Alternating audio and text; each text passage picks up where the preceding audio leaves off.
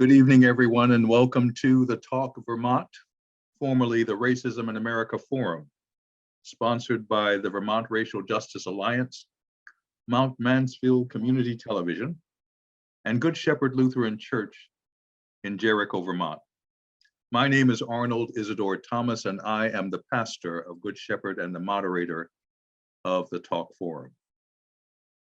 When Black parents refer to the talk, it concerns the vital conversation they must have with their children if they're going to survive and prosper in a predominantly white, racially hostile environment. I imagine similar conversations occur among all families of color and oppressed or marginalized communities. White Americans must also learn to have the talk with each other and their children as to how they will learn to live in an increasingly multiracial, multicultural nation and world where they are no longer the majority. The Talk Vermont invites you into a wide range of topics and conversations concerning systemic racism, bias, and bigotry in our state and nation, and the ways people of all races and ethnicities are attempting to overcome these problems. And while our focus is on Vermont, one of the whitest states in the nation, we rely on resources within and beyond our state in addressing ways to confront and overcome these problems. We are able to enter our 5th year of conversation thanks to your moral and financial support, along with funding from Vermont Humanities Council, the Vermont Community Foundation, and other interested supporters. Your support provides honoraria for speakers and technical assistance for program production. We hope that you will spread the word about the Talk Vermont to increase viewer participation, and that you will donate to our efforts if you are able when you register for our events.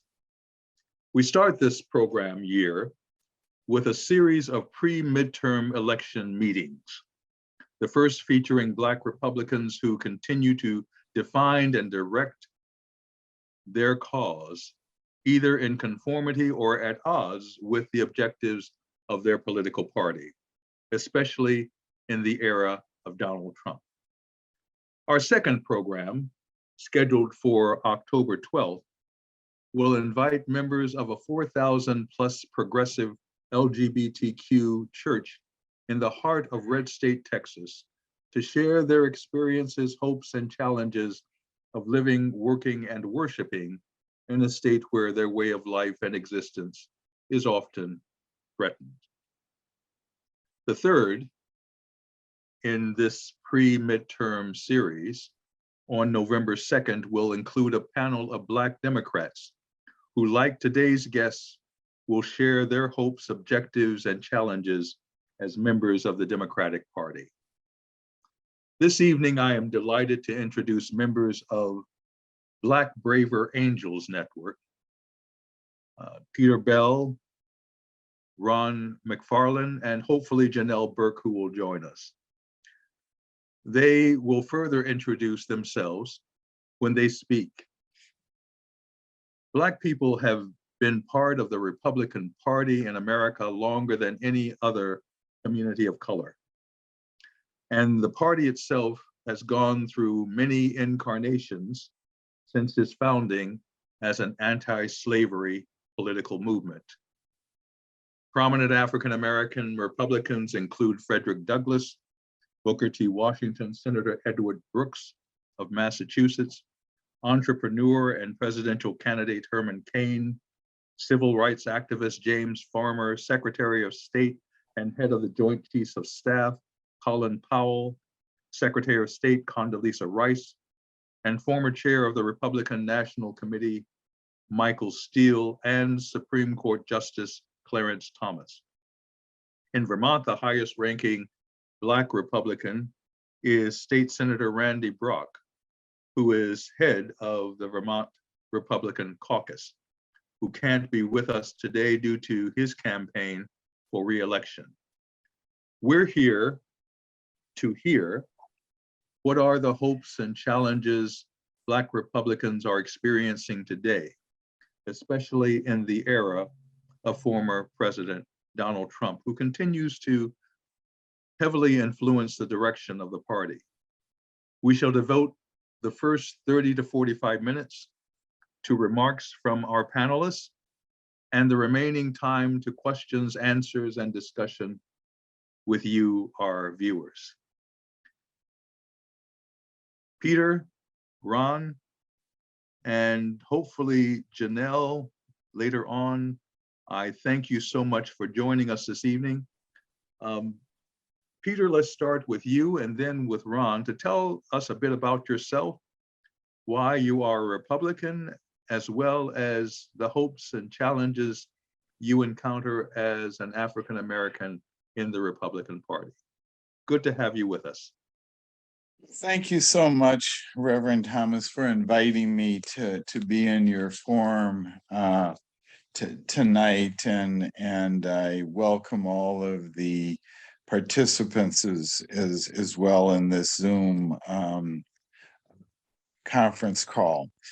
I actually, as I've shared with you, Reverend Thomas, do not consider myself a Republican. Right, thank you.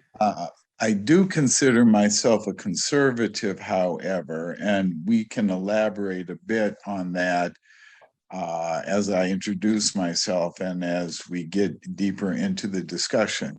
But I don't consider myself a Republican principally because of the actions of our former president, Donald Trump, which I find abhorrent. As a matter of fact, I have 3 litmus tests for Republicans or for me to enter into any serious dialogue. One is, do they support Donald Trump? 2, do they think the election or was legitimate?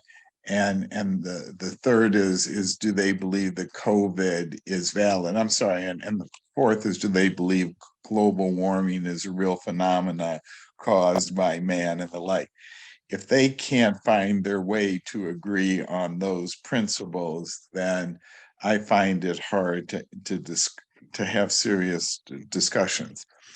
I also take those severe exception to what many of my liberal friends and colleagues take, particularly around issues of race. I'll be very quick in my introduction. There are 3 organizing principles that I always talk about that were very important to me in my kind of coming of age and as I've developed in my career. One of them is chemical dependency. I started an alcohol and drug treatment center. I wrote a couple of books on addiction. I spoke a great deal about it. And actually, and I'm recovering myself. I've been sober. I've been clean and sober for 47 years. And I find the 12-step principles at their foundation to be quite conservative. At their foundation, they say you have to be responsible for yourself. You have agency to control your own behavior. You can't be offloading your concerns and problems onto others. It's a very self-empowering program. That is one organizing principle. Second organizing principle, quite different from the first, but is finance. I have I serve on one corporate board now. I've served on a major bank board, and I do a lot around finance, private equity, private debt, real estate, and the like. And that has influenced my political views and worldview to a large extent as well, and certainly in the center-right area. And the third organizing principle in my life really has been around issues of race and racism. You mentioned, and I won't go into it, but I take a partial exception to the talk. I often think when I hear that many whites think that all Black parents sit their kids down and say, look, there are white people out there that are going to try to do you physical harm. And of course, emotional harm as well. And I was appreciative that you mentioned that. And of course, statistically, a Black kid is much, not marginally, but much more likely to be killed by another African American in some activity than to be killed by a white marauding police officer. As horrific as that some recent examples have been, and as inexcusable as some recent examples have been. That simply isn't true. My parents never had the talk with me. They had the talk with me about don't go into certain areas of town where you're subject to be hurt and the like. They had subtler talks, which you alluded to, and I'll end with this and allow Ron to introduce himself. But they had similar talks with me about make your race proud, Peter. You have to conduct yourself in a certain manner if you are going to get the respect of your fellow citizens. They had numerous talks with me like that, but they never had a talk other than respect the police, shut up and do what they say, but not that you're going to get pulled over and somehow killed. And I think that I take, you didn't say that exactly, but to the extent to which any of your audience believes that, I want to disabuse them of that notion of my Black parents who did not have that talk with me. They had a different talk about the dangers of living in white America and the challenges of living in white America, but not about my physical safety from particularly law enforcement. And with that, Ron, please introduce yourself and we can go on with our conversation. All right, thank you. Go ahead, Thank you, Ron. Peter. Yeah, thank you, Reverend Thomas, and also the audience for allowing me to speak today about this topic. My name is Ron McFarland, and I'm originally from Cincinnati, Ohio. I grew up in the Laura Holmes Lincoln Court projects. I would say I'm a little bit opposite than Peter. A little bit, and I'm a former teacher. I taught 35 years, football coach, wrestling, track, and administrator as well in Denver, Colorado. And I taught business classes, computer classes, et cetera, et cetera. Why did I choose to become a Republican? Well, it all started when I was a kid. I'm a painter, so I like to tell stories. And I'll preface this right now. I am a child of God. I belong to God. And my whole life now is I want to serve. And I call it ATD for life, meaning attention to detail with God, Jesus Christ, always on my mind. Now with that, I was heavily influenced by my father. He was a book, he always had a book in his hand. And he introduced me to propaganda at an early age. I had uncles that were in the Nation of Islam. I had uncles that were undesirables. I'll just tell you, I was in an infested area when I grew up with crime. My mom died when I was 10 years old. I was in an orphanage for a year and a half. I was surrounded by racism. My mom also told me about one of her cousins being lynched in Monroe, Georgia.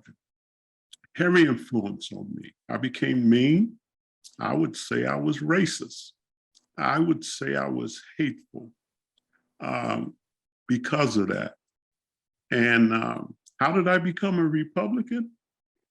Well, I discovered Frederick Douglass, along with Marcus Garvey, along with a lot of well-known Black heroes, and Nelson Mandela. I mean, everyone, and they heavily influenced me. And I started to change. See, my whole family were Democrats, and I couldn't understand it because they had a conservative background, always in the church, at least on my mom's side. My father was an atheist. I'll just say he was an atheist. But he always told me, read, read, read. But he said, don't become the book. And I was like mystified. And he said, except for this book. And he raised the Bible. And I'm going, from a man that is an atheist? But he said, I have to know how to turn people away from it, but I don't want you because your mama will get me, so to speak, because my mom was, heavy in the church. And so with that, that was I used to have an afro. I don't have an afro now, but I was basically race conscious. And that was one period. And I call it a threshold change. Then I became colorblind as I got older. And then I discovered neither one of those strategies work, especially when it comes to our community. But as a person of color, deciding to be a Republican, oh man, my cousins, my relatives, they said, you are Uncle Tom. And they would smile, but they loved me, but they would say it right to my face. And they knew they were going to get a whooping. But anyway, we always had discussions about it, not to the point where, they vote me off the island. And being a teacher, mostly in the African-American community, I saw both parties not living up to Dr. King's tenets. It was almost like they took us for granted. And then I thought to myself, well, how can I use the Republican side, the conservative side? I'm pretty much a fiscal conservative, but also will be the first in line to march for our rights. That's because of the influence of my family in the past. So we get stereotypes so much. And that's why I say my faith first, because that's what drives me. But it does drive me crazy when I hear someone with those derogatory type terms. My hope is that we can instill Jesus Christ in the community, the church, and get the church to lead this. And as far as Donald Trump, I respect government, but I don't put my tenets on a man. I put it on Jesus Christ and on faith. And that's hard to understand. But when I decided to myself, Clinton, Donald Trump, that's like being in Vegas. You know what I mean? Which one? So I had to, I'm gonna be honest, I had to hold my nose when I went in to vote, because neither one of them, as far as morality, lived up to the standards. And so, but I was always taught to respect government. And so, anyway, that's where I'm at right now. Thank you both. Thank you, Ron, and thank you, Peter, and thank you for correcting me as far as your political identification. And so Yes. Yeah. I will remember that. I have a question, because both you, Peter, and you, Ron, express the reasons why you are either conservative or conservative within the Republican Party. Considering the direction, well, let me first say that the Republican Party, as I mentioned earlier, has has taken on many manifestations and iterations since it started as an anti-slavery party prior to Lincoln's election. And one can say that there were people within the party, um, um, both political and otherwise, who represented different sides of the issue. One can say that people such as Everett Dirksen was more of, senator from Illinois, was more of a moderate. It seems as though that the party has moved more to the position of the right. And even conservatives, conservatives such as yourself, Peter, have expressed being at odds with the Republican leadership. How do you feel the role is of Black Republicans? And Peter, because you are also affiliated with, I think you were a member of the governor's staff of Minnesota, who was a Republican, even though you identified as an independent conservative. You were in some ways affiliated with the party. Absolutely. Yeah. So what are some of the challenges you feel the Republican Party has to grapple with if it is to be more effective and be more, let's say, in favor with the or reflective of where the country is, what the country is facing right now? Yeah, let me attempt to answer that. First, I think the Republican Party has so far lost its way that its ability to capture large segments of the African American community, though in reality, if they took the African American vote from 90-10, 90% Democrat, 10% Republican, to 80-20, the congressional map the senatorial map would be wildly different. And I do think African Americans, and this is a mistake that Democrats make, are not just concerned about civil rights, voting rights, busing, affirmative action, the like. They're concerned about inflation, immigration, a whole host of other issues. In fact, I'd say that is their first concern. And I think Democrats say, oh, gee whiz, I'm good on affirmative action. I'm good on busing. I'm good on housing or whatever, so I can secure your vote. Where I think many African Americans have relatively conservative positions on issues of crime. I think African Americans are relatively conservative. But second, I think for conservatives, I think when I go speak to an audience and I don't tell them I'm a conservative, I'm going to give you a couple of principles. And they are, I think, they are applause lines in the African American community. And I'll give you a couple. Can or should minority communities rely on white goodwill to make progress? In other words, do white people have to change for us to be okay? When I say that to a group of African Americans, people stand up and applaud. They know that our progress can never rest on white goodwill.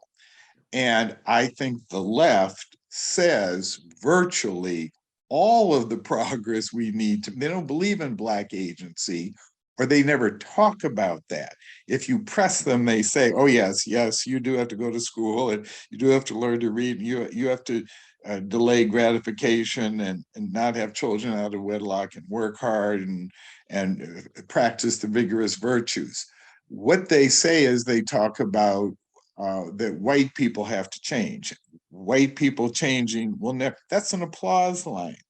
Does the behavior of some minority members fuel racist stereotypes?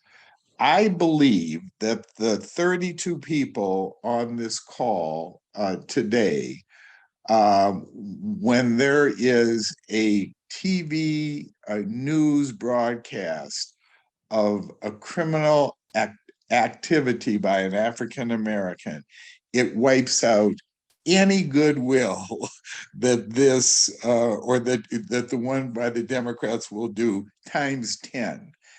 And that's unfortunate, that's unfair, but that's true. That, in my judgment, is an applause line.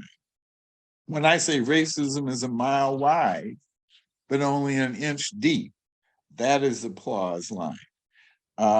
When I say the burden of proof and change has moved from the white community 75 years ago, when we had vicious lynchings and Jim Crow and all the rest, to, in many respects, the Black community, oftentimes that's an applause line. I won't go through all of them, but I've got about 15 points that I think are at their core conservative. And when I don't identify myself as a conservative, they are very, very much accepted, very, very much applauded. And throughout this conversation, I will pepper this conversation with some of those other points. But I want to give time to my brother Ron for him to respond as well. Thank you. Well, Thank you. Go ahead. Well, as I said earlier, my life is a threshold change. If you would have been talking about the Black Panther Ron, he would have been out there with Black Lives Matter and wanted that action. Because I was on a police car with handcuffs. I was arrested unjustly in the midnight of some alley, thinking I was going to get shot. I was sent a Ku Klux Klan letter saying that with the N-word application when I applied for a job. I have all these I have all these confirmational bias stories, but I always say I'm not a victim. And that is hard to hear, especially I know with my relatives and things nature, because I have a hard time with holding on to that victimization attitude, because I always tell my students, how does that keep you from doing your homework? How does that keep you from reading a book? How does that keep you from achieving the best that you can be? But I understand why. Because there's a lot of hurt.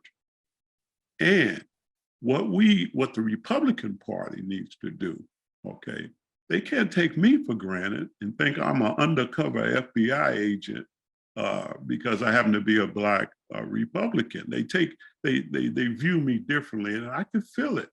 You know, just like I can feel the other side taking advantage of me. That's a problem. And they need to look to retrieve the best parts of the history that we went to, listen to people's stories, okay? But don't let the victimization of the stories overshadow the resource of change. I had 5 kids that I used to coach and taught in high school that are doing life with no chance of parole. And I used to think I could save them. And then I thought to myself, it's just this, I mean, I hate to say the word systemic, I hate that word, but it's just rooted in a community where we're shooting each other and killing each other. And I cry every time I see that. Those are some of the things that they need to be working on. And all this language about immigration and all this and that. And I would love to see where we have in the Republican Party roll up our sleeves and do what we call resource development. And I'm probably out of my mind for saying I want free college for some of these kids that are in the community. I mean, community college, whereas they can get a vocational training. So I'm talking about development. Now, I'm not talking about reparations now. Okay, that's a difference.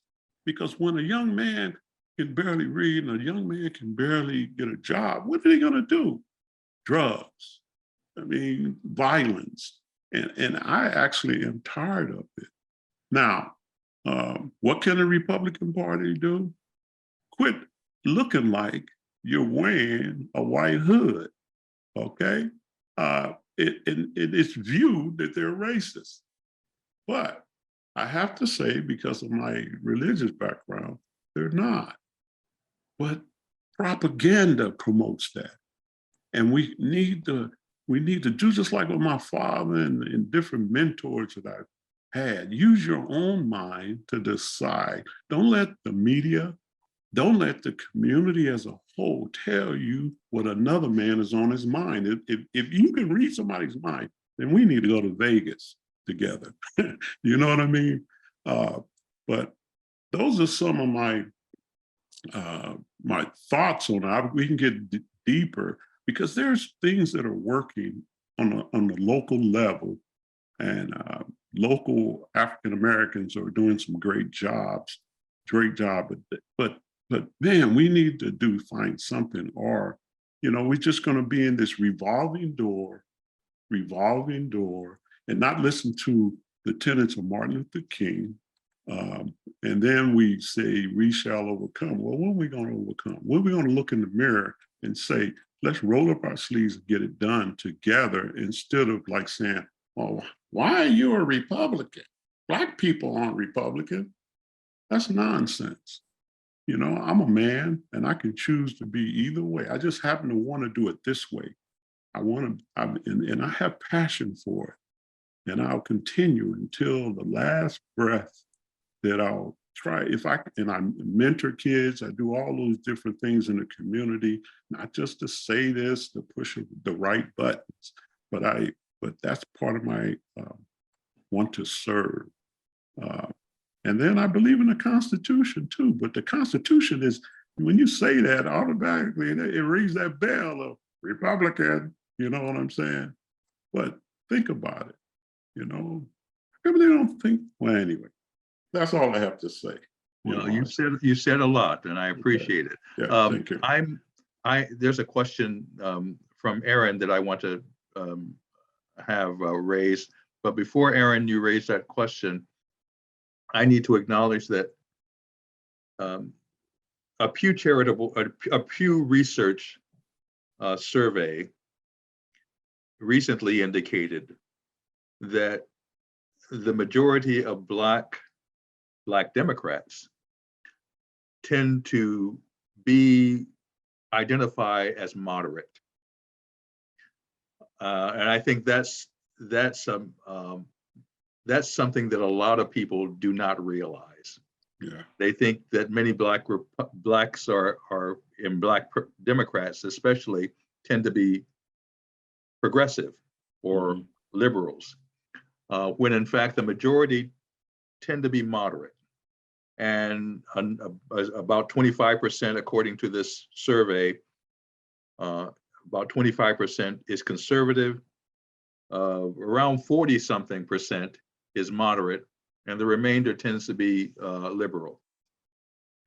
That moderate wing often finds itself at odds with both the Republican and the Democratic Party.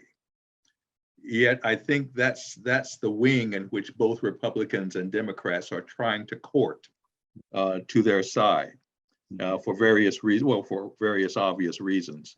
But I think when we assume that the Black people who are in the Democratic Party tend to side liberal, that's a misconception. And the reason why both Democrats and Republicans are trying to lure Black people into their camps is because there is a huge moderate wing that can go either way, that has problems with the liberal wing of the Democratic Party, and also has problems to some extent with the conservative wing of the Republican Party. But they can move either way. Can I Aaron, speak to? Go ahead, Peter. Go ahead, Well, Peter. I so agree with that, but I think part of the reason is that many African Americans have seen liberalism fail up close. It's very interesting, Reverend Thomas, how you introduced this. You talked about all of the Black luminaries, who have been Republican and the like. And I was thinking as you were doing that, that is a framing of our success as largely through government action. And I, as a conservative, so fundamentally disagree with that. I think our success is going to come, frankly, when we have fewer children out of wedlock. I think government has nothing to do with that, nor can they have anything to do with that. The social science research is fairly clear on that point of how more challenging and difficult it is if you have a children out of wedlock. We watch 3 times the TV than white children watch. There are a whole host of questionable behaviors that are fully within our control, that they are not in the control of an elected official in either a state house or in the federal government, that will make a dime's worth of difference. Actually, this will surprise your audience. I support most of the social programs because I think we can afford them, and I think they're a rounding error in our budget. And when you look at what we do with defense spending and the like, it's pennies. My concern is that they won't, at the end of the day, move the needle, and they won't resolve the fundamental, deep-seated issues that exist in my community. Government simply is incapable of doing it. We see fights in the Supreme Court that are going to go on endlessly, but they are, in my judgment, incapable of doing it.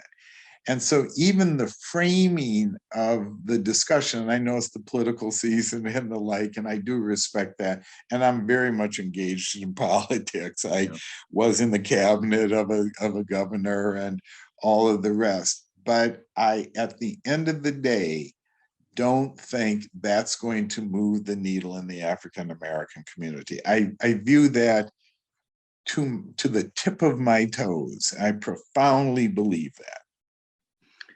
I want to discuss that. That's conservative concept. Yeah, yes. I wanted to elaborate a little bit more on that, but before I do that, I want to, Aaron, you have a question you want to raise.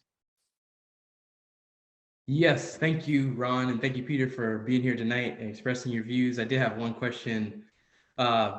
Based on some of the things you've said tonight, I guess I can preface it with this. I know a study came out this summer. It said that $326 billion worth of land was lost from African Americans in the 20th century alone. Many of that was lynchings, by the way, it's just to say that if $326 billion worth of land was lost in the 20th century alone to Black people, how much generational wealth was lost over that period of time? A, how do we reconcile that? And B, doesn't that loss of generational wealth have a huge impact on how people live their lives? Many of the habits that you speak of African Americans watching too much TV, or some of the bad habits that some may have in their lives, doesn't generational wealth, economic prosperity, household income, don't many of those things have an impact on how people live their lives? And so I guess with that said, what are your views on reparations? Let me start first. Reparations, I do not agree with, and I'll tell you why. I agree, I'll preface with that. I agree with it in principle. I would love to get money in the African American community, but what it does is it's divisive, because I don't think rest of America is ready for it. And anytime when the rest of America, who has all the money, the change and whatever, we get into this rhetorical discussion study, and the money never flows to the community. Okay, that's part of it. Now, I said earlier, I think there are some things where we should get in partnership with government and do because of the dire straits of what is going on in our community. Okay, I'm not totally against not getting help. I don't philosophically believe in government, like Peter was saying, can save us. They haven't done it yet. Matter of fact, they made a mess of it. And so I think, but a combination of all of us collectively working together, some of the best minds in the Black community as well as the other communities, to come up with a focused strategy instead of all of this identity politics and all this stuff that gets us away from it. Because the minute you start talking about reparations, hate comes up. And unfortunately it does. The emotions come up. And I learned a long time that emotions does not cure anything, okay? Speeches and parades, what happens after a parade? Silence. What happens with these marches? Okay, in my estimation. Now, if I saw where it actually did something, like in South Africa, yes, go for it. But here in America, for some reason, it becomes a parade of nonsense for me, because I want action. I want it to be turned around. Is it gonna happen like going to McDonald's in 10 seconds? No, it's gonna take time. Well, one thing I will not do is throw my people under, excuse me, Peter, under the bus, because I know the stats. I know the 70%, the illegitimate children, and I know all that. But when you do that, what do people do? They get defensive. They get very defensive, and what we need to do is figure it out, put our great minds together, and put it into action that people can support and show that with grace that we care. But all the other stuff, you know, I don't know if I even I'm more of an asset base instead of a deficit base. So what I mean is, right now we're giving so much deficit. Look at them, they don't know what they're doing, blah, blah, blah, blah, blah. Well, what about the assets? Find out where some of the great minds in the community are doing some things where we can support. If we can do it a little bit at a time. I know, you know, we're not going to do it like tomorrow, but a little bit at a time. And the answer about reparations, man, the story's still out on that. I would love to get those 40 acres and whatever, you know what I mean? But it ain't happening. I'm sorry, I'm a realist. It ain't happening without you know, confusion going on. So we all do better when we all do better. Okay, that's my point. Yeah. I want to acknowledge, I think Elise Garriette, who is a Vermont historian, would like to raise a point. I think that's what she wants to do. But before she does, I want to ask you both, because I sense that you both are in favor of greater empowerment within Black communities, a greater sense of empowerment within Black communities, where we can address our own problems and pursue our own solutions. How do you feel about, for instance, Black enterprise zones, which was certainly the case in various communities that were pretty much led by Black folk, but those communities were destroyed by white suppression. We live in a different age and time where such communities may continue to develop. As for what's, I reflect back on Black communities, neighborhoods, enterprise areas in Chicago, places like Chicago, Atlanta, Georgia. how do you feel about such communities developing nowadays? Well, first, let me go back to a point Ron made when he said he was sorry, but he felt that, I guess I'm paraphrasing, that was putting down the African-American community. I take issue with that deeply. On 2 points. First of all, there are no secrets ever from anybody, period. There just are no secrets. And we have to start telling the truth. And as painful as the truth is, we have to start telling the truth to ourselves. I had to do that when I got sober.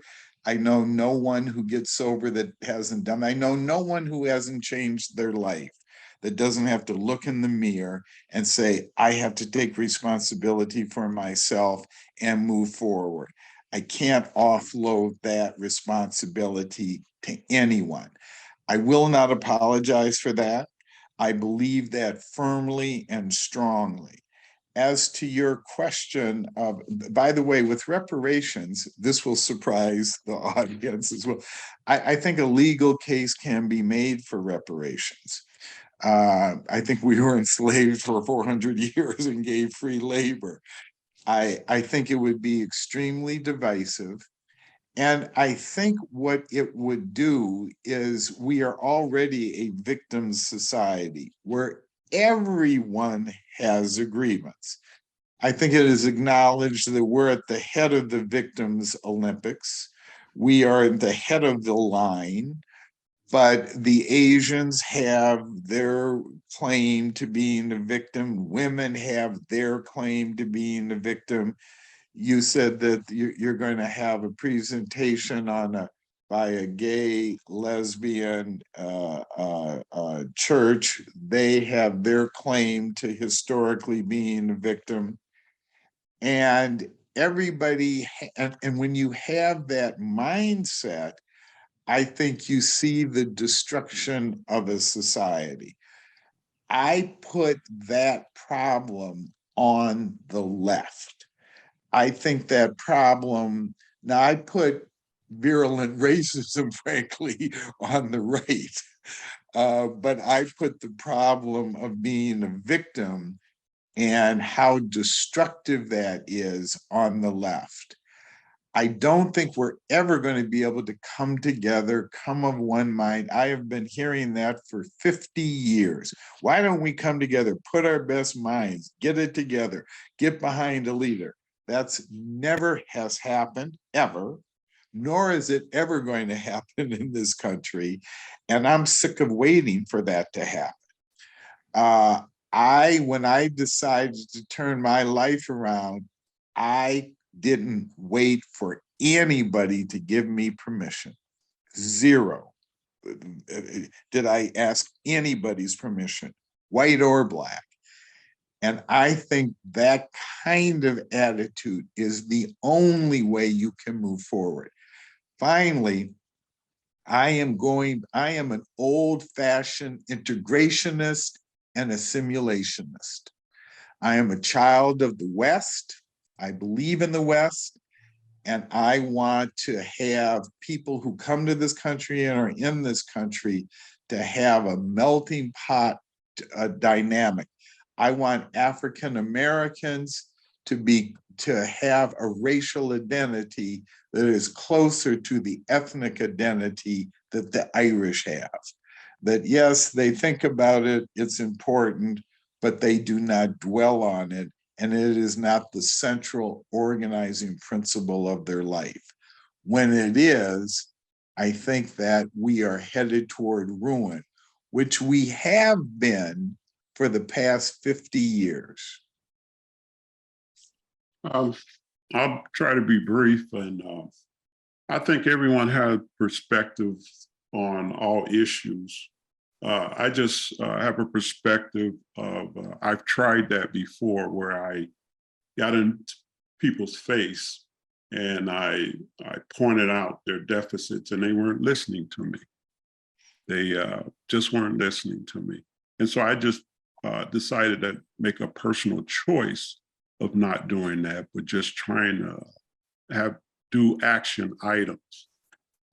When identifying problems and gaps, I tend to try to identify resources to address those challenges that we need, and then go from there. I mean, that's how I was trained as a coach and a teacher and everything. Just say, okay, what are the problems? What do we need to do? And then seek out help for that. I know when we have a mentality that we need to get this done quickly, you don't see the change. But when you take your time and do it, there is some change. Even if it's one person of color that has not become a victim. And that's just through my threshold of change. I told you, I said I was colorblind. I tried that, and I tried to be race conscious, and it didn't work. And so now I'm trying to use the tenets of the church, of my faith, to change by being a mentor, by giving advice. Initially, it's up to the individual to do those changes. Just like Peter stated, he made that effort for him. And that's the same thing as a community. The experts are not going to change the whole thing that's going through the community. Yes, I believe it will take individuals to step up, moms, dads, cousins, uncles, to make those type of changes and stuff. But we also have to have some patience. It's not totally, the ship is not totally sank. Okay, we've made a lot of progress in this country, and we can give data and stuff on that.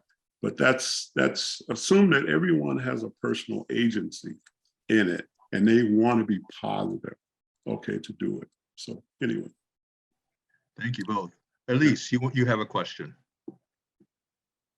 Elise Guyette is a historian focusing on Black history in Vermont. So Elise.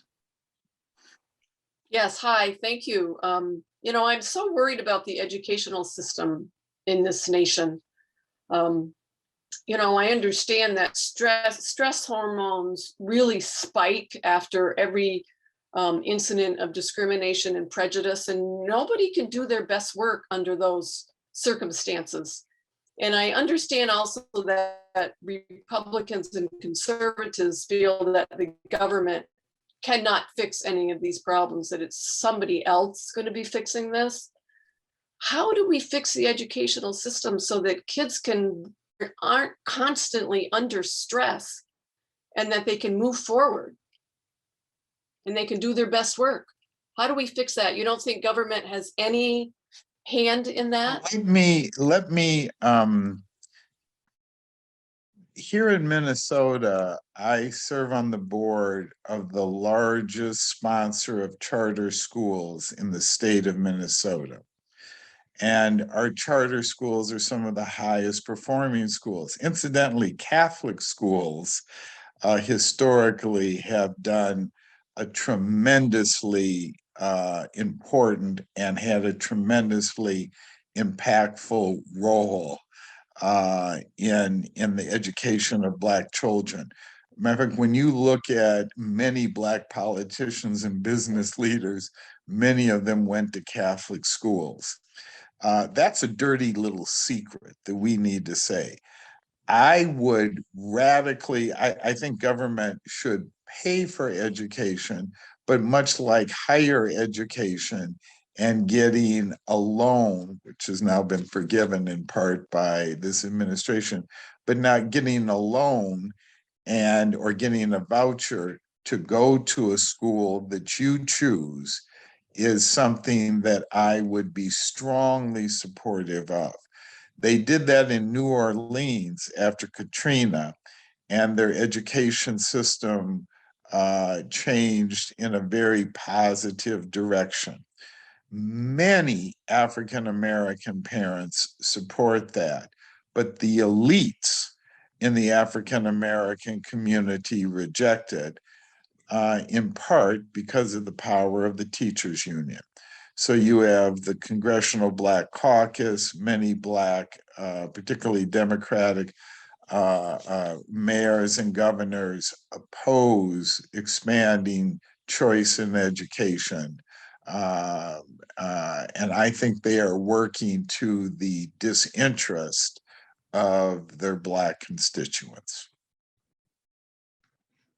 Yeah, I believe in school choice vouchers, but I also believe in the first teacher. I think we never address the parents. What is their role? We talk about all these other things, and I remember when I was a teacher, I would go into every student's home so I could find out before a problem happened. And then I would evaluate, I would look, I'll be in their home. And what I found was not what is put in the paper. I found parents really want great opportunities for their kids, okay, 90% of the time, but they just didn't know how to do it a lot of times. And that goes for me when I was a kid, okay? My father was a well-read person, and my mom was of that quality too. And they taught me when I was a kid. Now, we're getting kids sometimes that are 3 or 4 grades behind. That's the first teacher, the parents. So what kind of help can we give parents so they can support their kids? I'm for that. And I'm for some limited government help, but I'm also for, let's open up the market and make it competitive with what Peter is talking about, school choice or charter schools, the ones that have worked. Not just doing it just because to say we're doing it. Because I remember when I was in a school and it closed because of No Child Left Behind, okay, because of bad test scores. Well, they figured out how to get around it by opening up the school and just changing the name. But and I want to refer to kids as a product, but the product was the same, okay? And it hadn't done anything. All they did was came up with a way to get around it. Those are the things in education that we don't read about, that we don't see. They need to be under stark evaluation. And the people in the community need to get up in the schools and be at those meetings and see what actually is going on. Okay, and again, I don't want government in there all the time, but they need to do a better job than what they're doing. Education, especially public education as opposed to private education or charter school education. And I know that there are some charter schools that I was aware of in New York City that were part of the public school system. So there's a varying degree of what we understand as private schools, charter schools, and public schools. That is one issue that concerns the Black community greatly. And I think that we're going to have a later conversation with Black Democrats, and I think you're going to find a similar concern that they have, that the government, be it Republican or Democrat, has taken for granted the presence of Black folk in education, and in some ways has left us behind. Yeah. And so the question arises, and I have seen some Black charter schools in New York City that came into existence because there was a feeling that the government was just not paying enough attention to what was going on in public schools as it affected Black folk. But the dilemma is, and this is where I think we cross into the mindset of victimization. The dilemma is that many Blacks, and I think correctly, feel that when the school system is predominated by Black, it's predominated by Black folk because white don't want to be around them. They experience white flights in the neighborhoods as a result in the public school system as well. The public school system becomes a target of underfunded preparation and education. And so there is that dilemma that continues to exist. When you have Blacks moving into a community, whites flee. They feel that their property value is going down. They feel that every quality in which they have existed previously is going to be lowered. So they leave, which I think is somewhat systemic of, and I will use that word, of racism that continues to exist in America. The difference being, and this is where I bring in the question of Black enterprise zones, or the situation of Black folk before, let's say, even not Roe v. Wade, but Brown v. Board. You had the existence of communities that that rallied around and tried to make the best of a bad situation, and they provided that coalition of energies and resources and minds that said, we're going to do this despite the crap that exists in this country regarding our existence, regarding our education, regarding our prosperity. Do you see this kind of evolution, or I don't know how you want to call it, do you see this kind of change occurring again as a result of, let's say, the threat of affirmative action once again being changed? You see the attempt on many school boards to whitewash education, to minimize the presence of Black folk in the history of this country. All of that going on kind of creates a sense among Black people that this nation really doesn't appreciate us, so let's do our own thing despite it. Do you see that happening? And if you do, how do you respond to it? I wish I saw more of it. I think the Republican Party gives at best lukewarm lip service to those efforts. And the Democratic Party says, just spend more money. They don't want to have any charter schools. They just want to fund public schools with ever more dollars.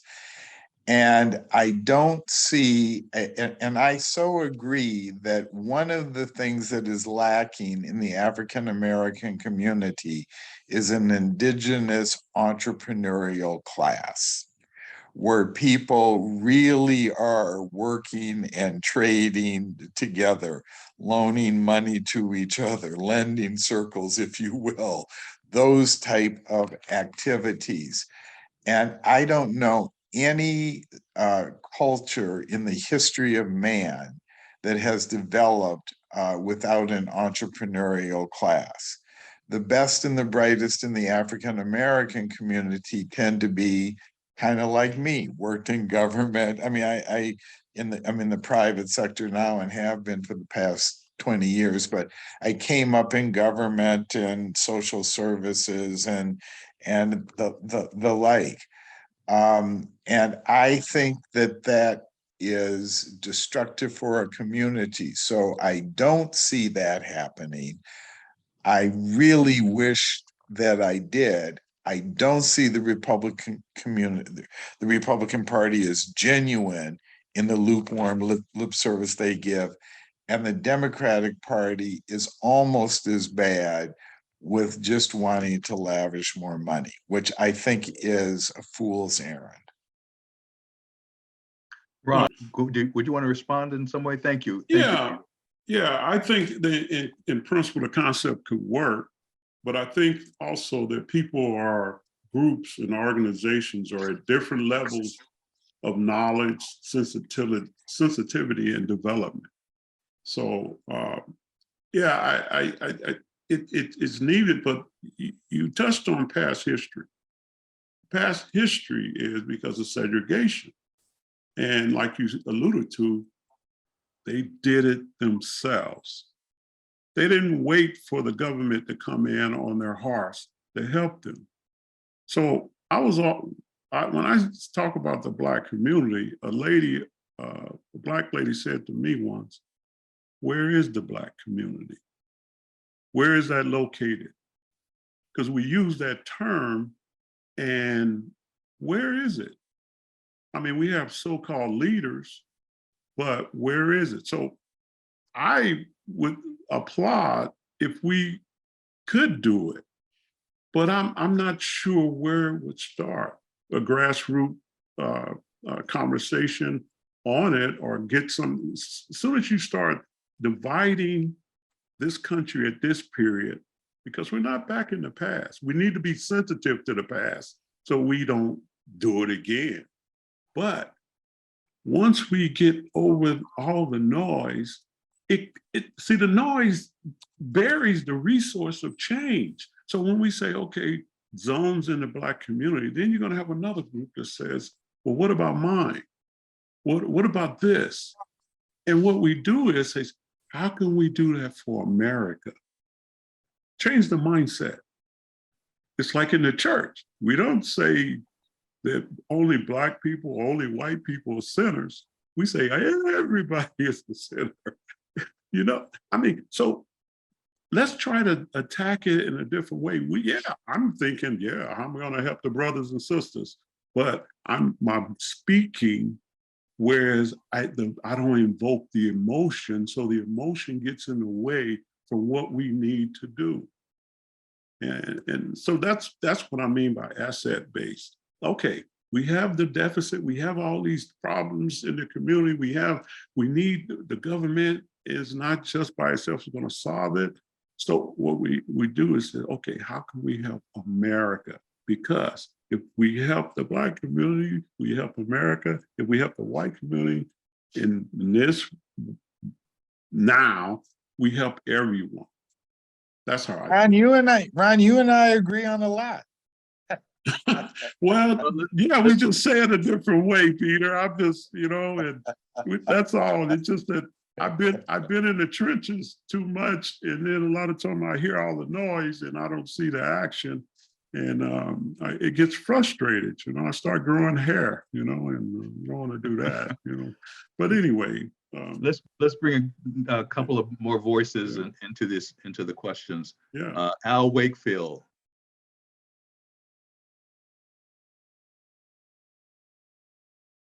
Yeah. Hi, good evening. Enjoyable conversation. I said in the chat that I think that this the title of this is misleading. You guys aren't Republicans. You aren't Democrats. Either you got a mixture of both. And I think, so that's kind of number one. Number two, someone said according to the survey, most Blacks are moderate. Yeah, and I pretty much agree with that, because I think about my own thoughts about things. I voted Democrat because I felt that was my only alternative. To vote independent left me with essentially no vote here in Vermont, nor in New York City, Harlem, where I grew up, or Columbia, South Carolina, where I spent a part of my youth as well. And so it seemed to me that the Democrats were more aligned with what I thought and where I needed to go. But I'm also a business guy, a former corporate guy, and had my own worldwide business, international business, rather, probably better termed. And so, I know what it is to work both in a corporate environment as well as to be out there on the streets for myself. So I greatly support that. But Ron, Peter, you guys are not McConnell people. You're not McCarthy people, and you certainly aren't Marjorie Greene people. And so, in a sense, you're out there by yourself. I think a lot of us probably align ourselves with what you have to say. But there could also be given time some massive disagreements. I guess I don't have any question except to say, it's very frustrating because, Ron, I appreciate your I'm not even sure how to term it, but I I appreciate your openness and your honesty and your forgiveness and your wanting to collaborate and all that. But it seems to me that's a time out of the past. We are greatly polarized right now, and love and forgiveness and all that these days is going nowhere. So I'm just chatting. I've got a lot more to say. I'm frustrated by this conversation to a great extent, but I'll just get off and leave it there. I'm sorry to take up your time because I'm frustrated by this conversation. It's time well spent. Thank you, James. Thank you. I'm so used to calling you Al. You have James Wakefield. I'm sure that's part of your name, but it's not how I often refer to you. I'm so glad you chimed in. So, and I will. There's another person I want to bring into this conversation, and that's Reverend Mark Hughes. Before I do that, how representative do you think your voices are among conservative Blacks as well as among Republicans who find themselves Black people who find themselves in the Republican Party? Because I'm sure you're familiar with both. You know, it's interesting you say that.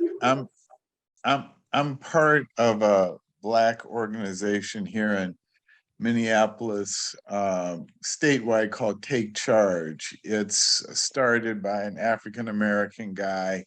He was a corporate exec at Medtronic, ran for governor, should have on the Republican side. He should have, I won't go into all of the shenanigans that happened, but didn't get the nomination. He's much more conservative than me. I just had him over to our house for dinner, and he won't outright do what I do, which is reject Trump. You know, he's waffles a little bit on COVID, waffles a little bit on global warming, my 3 signature issues for conservatives. But we are very much aligned on issues of race and victimization and the harm that does. And we are very much aligned on a market economy. We're very much aligned on this will make some people's hair stand up on end, but the superiority of the West as providing opportunity for the human spirit to flourish. I am a child of the West. I believe in Western values. I support Western values. And I think I am blessed to be have an opportunity to be raised in the West. I think that I'll end with this. I think that many of my views are greatly accepted by large segments of the African American community, unless and until you put conservative or Republican as a part of it, and then people stop listening. We should never forget that President Biden is president because of the African American community in South Carolina that saved his bid for presidency. We should never forget that in Minneapolis, the home of George Floyd, more African Americans voted against defunding the police than whites voted against defunding police. Black people, I would say, are moderate to conservative on a wide range of issues, but Republicans are totally inept in capitalizing on that. Totally inept, not marginally inept, totally inept at doing that. Reverend Mark Hughes.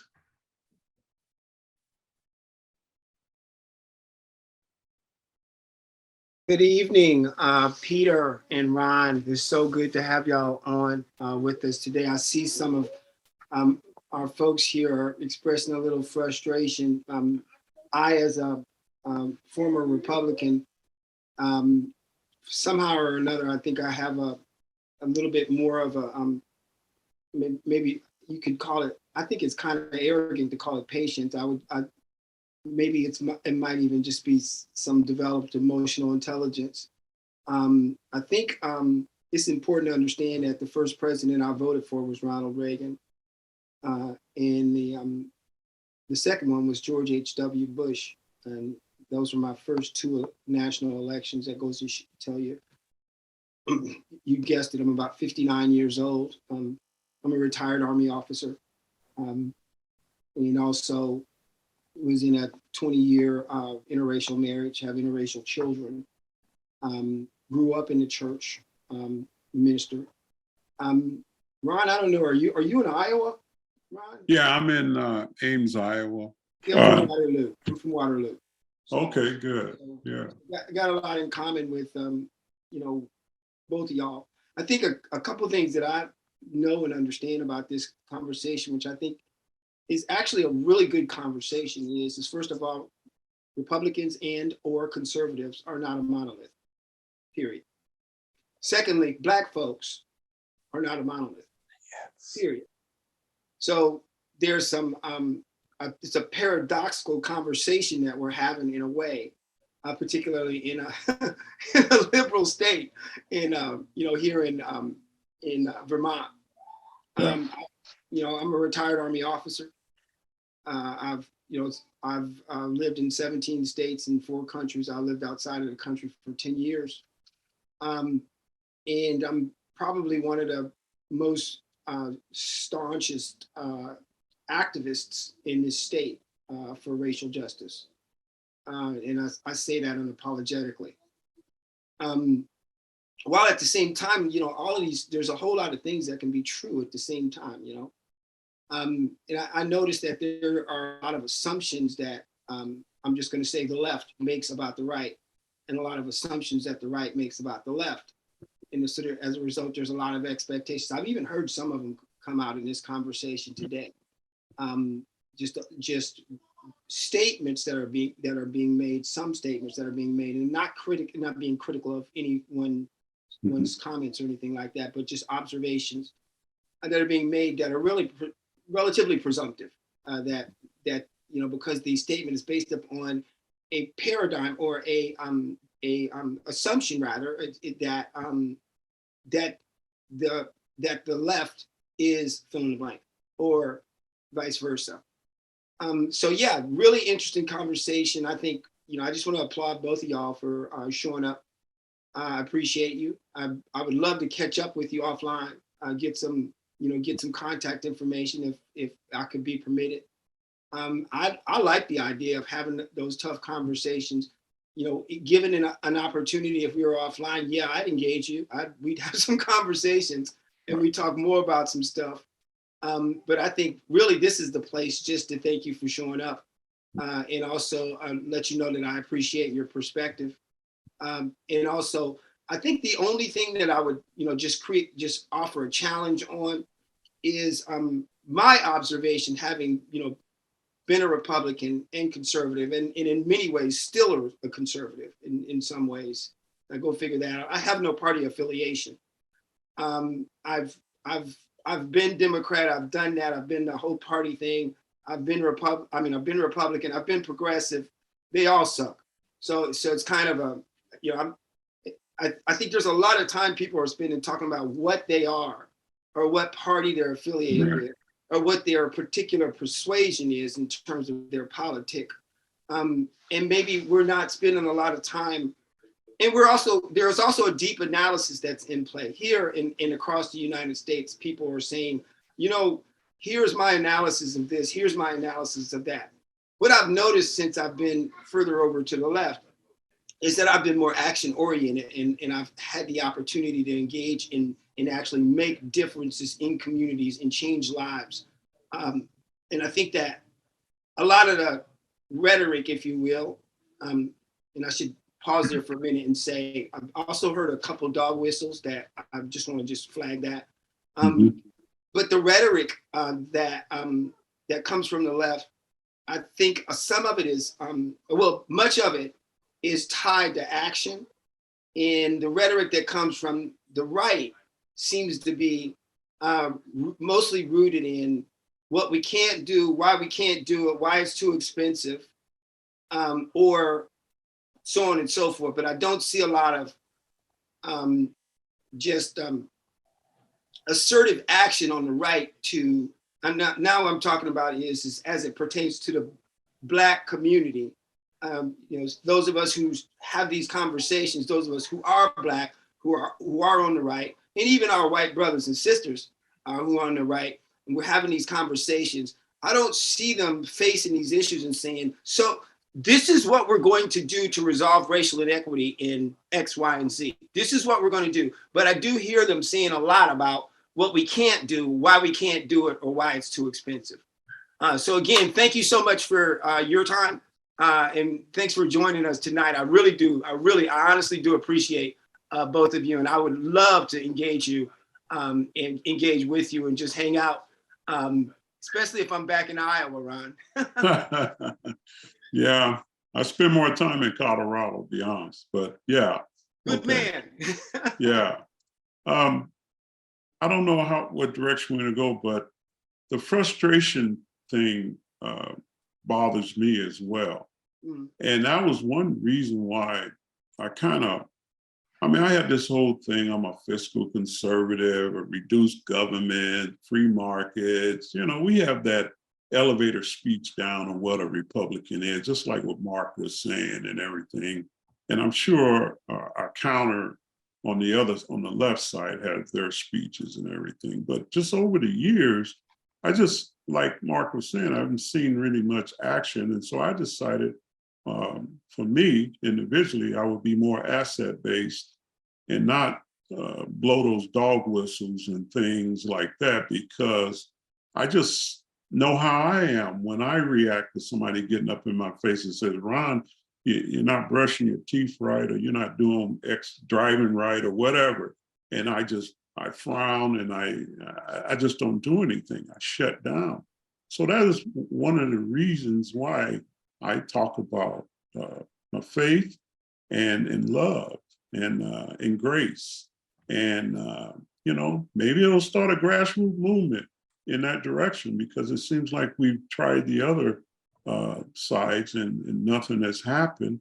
And, that's part of it, relational stuff.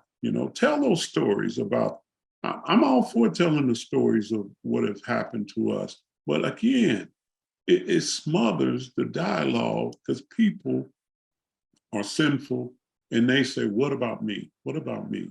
And it gets in the way.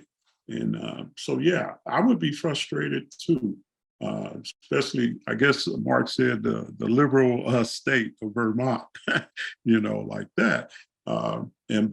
But that's cool. I would do it again. But I'm at that point in my life where I'm saying, okay, what can we do the good for everyone? Because as you see it in this country, it's partisan. And it's just, they're just grappling, going at each other. And it might be part of my Brave Angels marination, trying to get everybody's perspective so we can get together and heal. And I tell you what, when you're in love, you'll do a lot. Well, there are two more questions I want to raise, and I thank you both for your participation. I'm going to inquire as to why Janelle could not join us, because I think she would have made a wonderful third perspective regarding Black Republicans. But there's a question that I want to raise, and actually another person wants to raise, and then I want to go back to Al, who has a question. Her question is, and I think this applies to you, Peter, can you define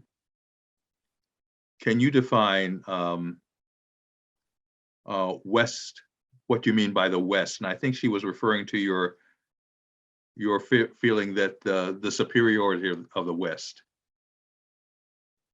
Well, what I mean is Western democracies. I think they have stumbled onto a way of governing ourselves, an economic system and educational systems that facilitate the growth and the development of the human spirit more than has happened in any other part of the world, more than has happened in China or Africa or South America or the Middle East or any place else. And I think that I will defend that, and I believe that strongly. I think that's why everybody in the world wants to come to the West.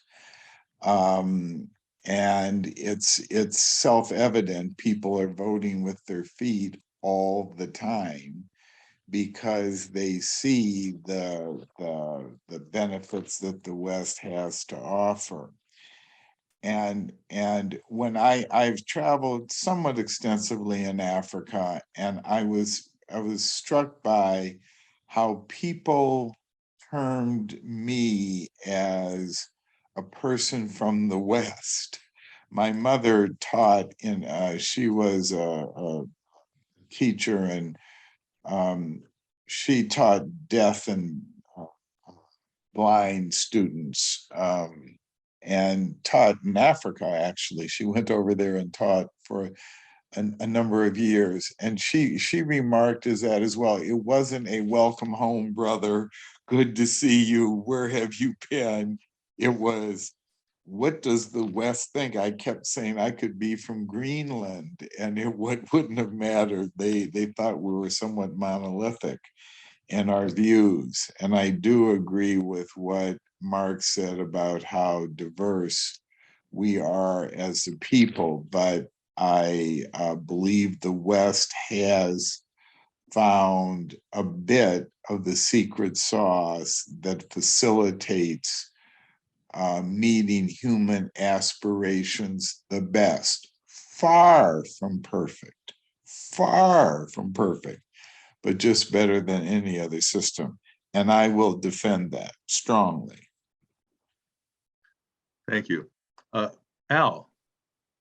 Can you hear me still? Yeah. Sure can. I guess there are a whole lot of things I can react to, but I reject the whole concept that the West is admired by a whole lot of people. And I'm an American, and I wouldn't want to be any other place in the world that I can think of. But I'll just give you a little anecdote. A few years ago, I was on the board of the only Chinese American university in the world, in Zhengzhou, China. And we had some students come from there to the US, and they visited San Francisco, they visited New York, they visited Dallas, and they visited some of the outlying areas. And you know what their response was? You guys are awfully far behind, because they looked at their railroad system, they looked at their airports, they looked at a whole bunch of things, the technology, leadership, etc. And they said, gee, we came to America thinking it was really brand new. America's old. Your transportation system is old, et cetera, et cetera. So I'm not sure that people are out there looking to come to the West. Maybe, folks from down south are trying to get across the border into the United States. Obviously, we're the only alternative that they have. But I think we are far from being admired. And I think if you look at what's coming out of Washington, D.C., whether Republican or Democrat, and you look at what's coming out of the mouths of some of the people across the country, and the attack on Washington a year and a half ago or so, and you look at all that, and you look at, this is not a country that is on its way up, in my judgment. This is a country that is on its way. It may be a sine curve on its way down, but from my perspective, the trajectory is downward, not upward at all, not admired by a whole lot of people at all. So I think that assumption is, that presumption is actually totally wrong. And I'd be prepared to argue with you all night about that, Peter. Unfortunately, we don't have that time. Maybe I should say, fortunately, we don't have that time. But I'm glad we have those differences of opinion, and those differences of opinion that are backed up by experience on both sides. That's a conversation that's worth future conversations. I guess I want to close this particular conversation with a question to both Ron and Peter. Do you feel, and we acknowledge that, and one of the reasons I had you here is to confirm the fact that Black folk in our political persuasions and in our other persuasions are not a monolith. But still, I think there is a challenge among Black Republicans and even Black conservatives who find themselves in groupings where you have segments of the party that really don't want us there. And how do you face that dilemma, understanding that your presence is worth being there? It's not only worth, but it's entitled being there. How do you deal with segments of your community that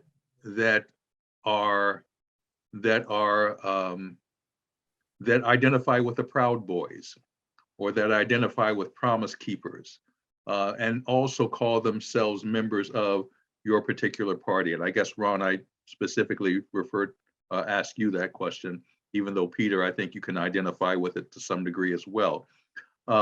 How do you, as Black conservatives and Black Republicans, deal with the fact that you are in a party where there is a segment of the community that really doesn't want you there? And I think that Black Democrats have to face that issue as well. But I want to raise it of you right now. That goes back to the narrative is the narrative of my identity. And when you bring up Proud Boys and those type of groups and stuff, I would never suggest that every white person that I come in contact with has those type of viewpoints and associate themselves to that. Because I can't read their minds, or it's subjective. So that goes to the narrative of The Elephant in the Room, that book that I've read over and over. And it talks about the identity. If you identify politically, it sounds like you abandon your race and all these other things. And you know that's not true, okay, in the most part. So, and I tried early on in my life to defunct that by being race conscious, with being colorblind. I try to, appease the white person in the Republican Party and not make, they don't think that I'm just a useful idiot, so to speak.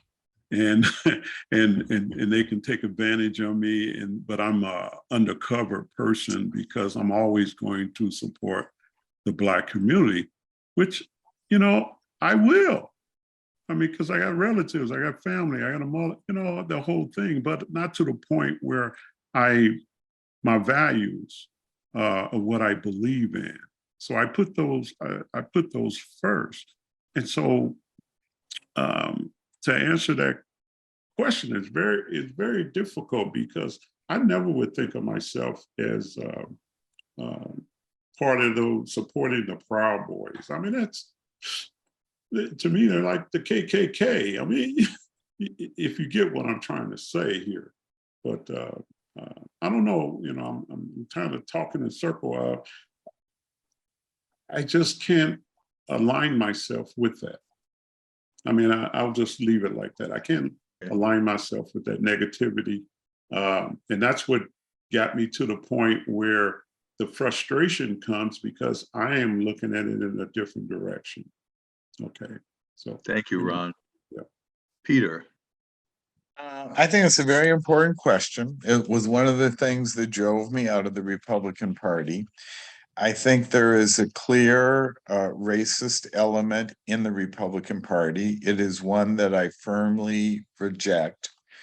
but I don't think it represents either all of the Republican Party or all of America. Actually, I made a comment earlier that I'm going to restate. I think racism is a mile wide and an inch deep, meaning it affects every area of my life, every area of society is unaffected by it. But where I disagree with my liberal friends is I think it's relatively easy to get over it. In other words, when a white person first meets me, I think that they come with the baggage of some racism and the historic baggage and the like, and some assumptions. But I think after we have a conversation for 5 or 10 minutes, I become less black to them, they become less white to me, and our core humanity comes more to the fore and we meet as people.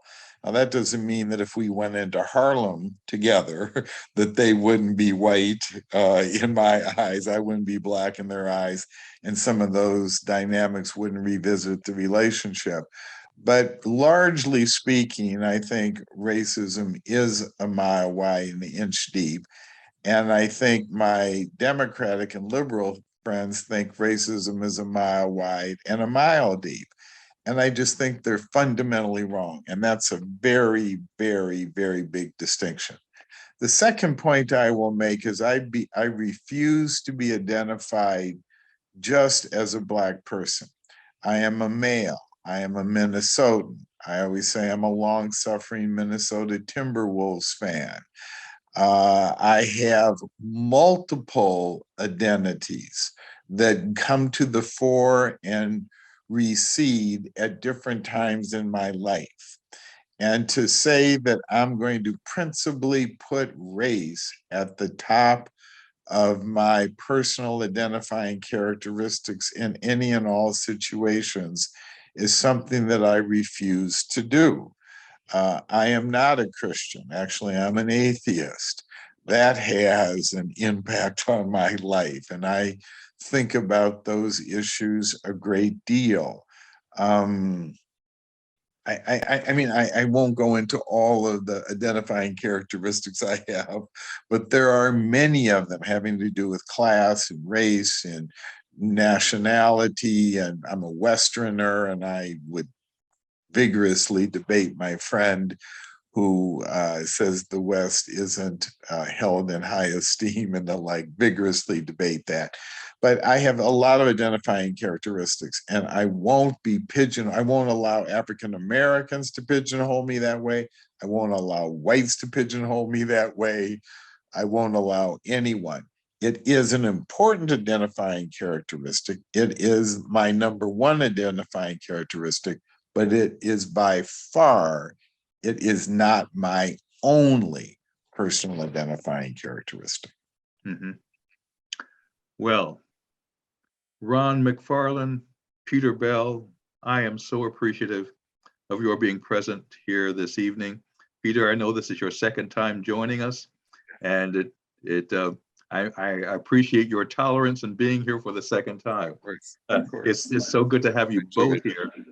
And we need to catch up with Janelle because I'm sure something prevented her from being here. But there will be another opportunity for her to be present and hopefully for her to voice her perspective. We live in troubled times, and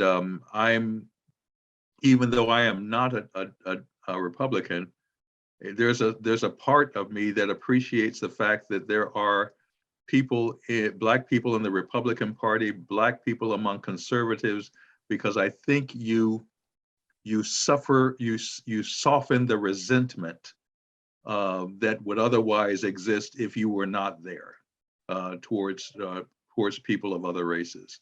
When I look at this survey that says 75% of white Americans have no meaningful relations with people of color, the fact that you are in those groups, that you are working within those groups, even though your political perspective may be different from mine, the fact that you are present there as a perspective that would probably not be there if you weren't.